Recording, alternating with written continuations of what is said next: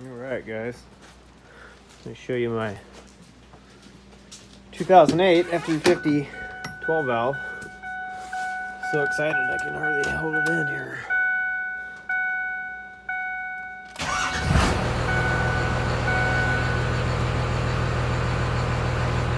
Got a diesel conversion swap.